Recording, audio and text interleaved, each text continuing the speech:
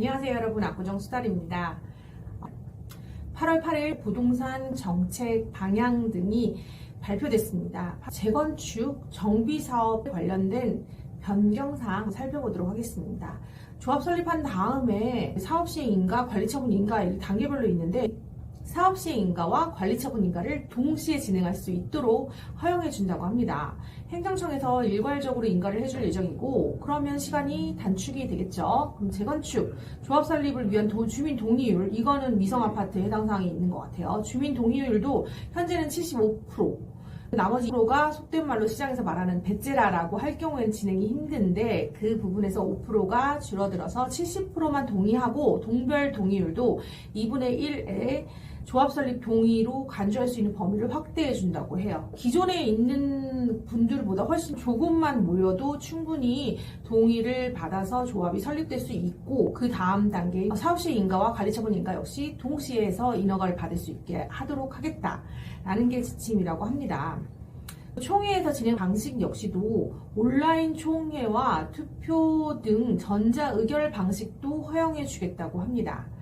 그러면 사업시행 인가 때는 통합심의와 인허가 의제 대상을 최대한 확대해서 사업시행 기간 조정은 인허가 없이도 신고 처리하는 걸 허용해 주려고 한다고 해요.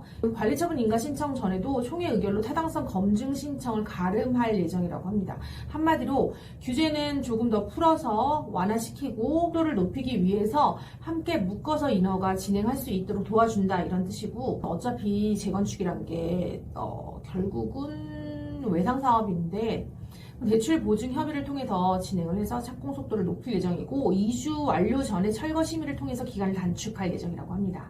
인허가 법정 처리 기한을 관리를 강화시킬 예정이라고 하고요. 관련 기간에 이견이 있죠. 학교는 교육청은 안 된다 그러고 이쪽은 된다 그러고 뭐 이러면은 빨리 나가고 싶어도 교육청에서 안 된다고 하면 다음 진행이 힘들잖아요. 그러니까 이런 부분에서 사업 지원을 막기 위해서 지자체 중심 관리 체계를 구축할 예정이라고 합니다. 하고 임원 해임 총회 때는 지자체에 신고하도록 하고 해임 시 지자체는 조합 정상화 방안을 지원해야 한다고 합니다. 공사비 증액 부분에서도 걱정을 많이 하시는데 도급 계약 체결 증액 요청이 있을 때는 내역과 사유를 지자체에 제출하도록 하고 한국부동산원 공사비 검증을 연계할 예정이라고 하네요. 이제 딱 발표가 됐어요. 그럼 압구정 집값 더 뛰지 않겠냐? 일단은 매물이 별로 없습니다. 여러분들이 선호하시는 구역에 있는 곳은 매물이 극히 드물고 내가 기존에 봤던 그 시간 아주 짧은 텀이었지만 이 짧은 기간 동안 오르는 폭이 너무 높다 보니까 1,000원, 2,000원의 단위가 아니죠. 억대도 이미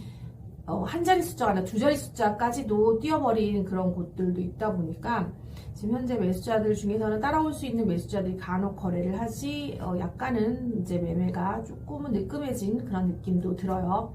그 와중에서도 준비가 되신 분들은 진입하시고요.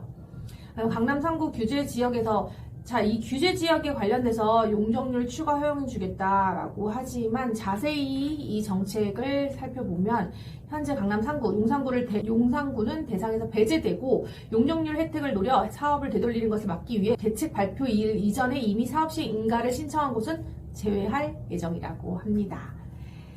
요 관련돼서 신현대 조합에서도 의견을 내셨어요. 저기 잘 보시면 둘째 줄에 규제 지역은 제외라고 써 있습니다. 즉 압구정동은 해당 사항이 없습니다. 규제 지역이란 투기과열 지구, 투기과열 조정 지역 등을 일컫는데 우리 압구정은 투기 지역이라서 용적률 상향 혜택은 별로 없을 것 같습니다. 압구정 2구역 신현대 임대 아파트 비율은 12%로 이미 혜택을 보고 있는데 서울시가 임대 아파트 인수 가격을 40% 높이겠다고 하니 이 부분은 혜택을 볼 수 있을 것 같다라고 하네요. 6대4 방식으로는 재건축을 하는 단지는 8호제곱미터 평형을 60% 이상 의무적으로 공급해야 하지만 압구정 2구역 신현대의 경우에는 원래부터 6대4 방식으로 재건축을 하고 있는 게 아니어서 8호제곱미터 평형을 60% 이상 의무적으로 공급해야 되는 단지들과 거리가 멀고 해당 사항이 없다라고 합니다. 재건축의 속도 부분은 어떠냐? 속도는 심통기획으로 하는 단지들은 이미 통합심의로 기간 단축 수혜 대상인데 앞으로 심통기획으로 하는 단지가 아니어도 통합심의를 하여 속도를 줄여주겠다는 의미로 파악된다라고 합니다. 사업시행 인가와 관리처분 인가를 동시에 해주겠다고 발표를 했는데 사업시행 인가 후 조합원 분양 신청이 끝나야만 관리처분 인가를 할 수 있는데 이것을 어떻게 동시에 해주겠다고 하는 건지 의문이다 하시네요. 세부적인 매뉴얼이 나와야지만 이제 자세한 내용을 알 수 있을 것 같다라고 하시고요. 재건축 부담금, 재건축 초과이득 환수금 폐지가 국회에 계류 중입니다. 아무쪼록 제초안 제발 폐지됐으면 좋겠네요.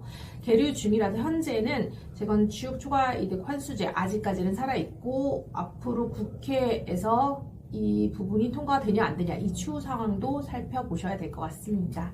일단 8월 8일 발표될 도시및 주거환경정비법 관련된 정비사업지 관련된 부분만 추출해서 말씀을 드렸고 압구정에 대입해서 압구정 2구역의 신현대 조합 쪽에 이 부분의 피드를 여러분들께 말씀드렸어요. 그래서 어느 부분은 실현 가능하고 어느 부분은 해당 사항이 없구나 라고 좀 정리하시는데 도움이 되셨으면 좋겠습니다. 영상이 도움되셨다면 좋아요와 구독, 알림 설정 부탁드리고요.